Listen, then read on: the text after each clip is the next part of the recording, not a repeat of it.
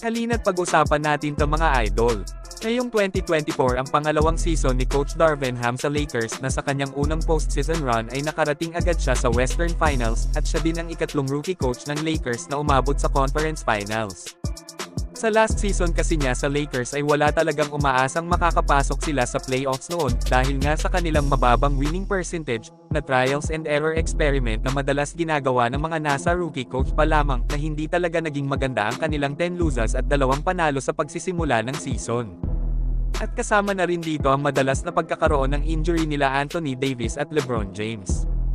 Pero noong matrade kasi si Russell Westbrook papuntang Utah Jazz at makuha nila si DeAngelo Russell, Jared Vanderbilt at Malik Beasley ay gumanda talaga ang kanilang lineup at kasama na rin si Rui Hachimura na naging malaking impact din noon pagdating sa Lakers. Na hanggang sa nakapasok nga sila sa play-in tournament papuntang playoffs kung saan tinalo nila sa first round ang second seed na Memphis Grizzlies ni Ja Morant. Habang sa second round ay nakatapat naman nila ang defending champion na Golden State na buo pa rin ang lineup at ng Splash Brother.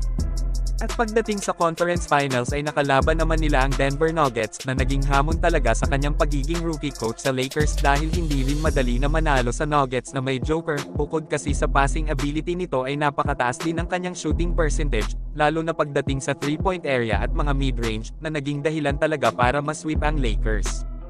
Ayon pa nga kay Coach Darvin Ham noong natalo sila sa Game 2 kontra Nuggets kung saan tinanong siya kung paano daw mapipigilan si Nikola ay simple lang ang naging sagot niya na may halong joke.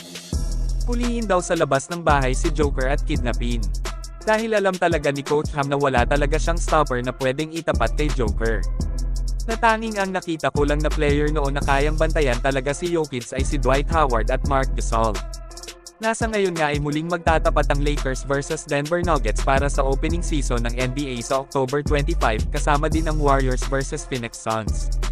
At isa nga sa mga player ngayon ng Lakers na gustong-gusto ng makabawi sa Nuggets ay si Austin Reeves.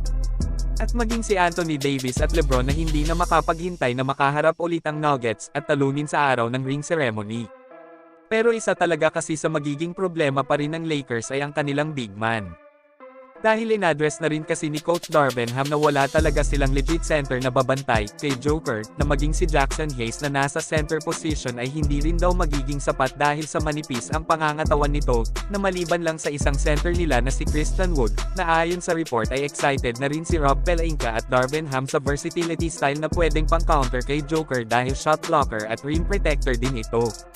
Nasa ngayon nga ay number 1 pa rin sa NBA Power Rankings ang Milwaukee Bucks with Giannis and Lillard, at number 2 ang Denver Nuggets na may Jamal Murray at Nikola Jokic, at number 3 ang Phoenix Suns na may Kevin Durant at Devin Booker, habang nasa top 4 naman ang Los Angeles Lakers with Anthony Davis and LeBron James star duo. Pero marami pa kasi ang pwedeng mangyari lalo't nasa 82 games pa ang kailangan bunuin ng isang team bago ang playoffs.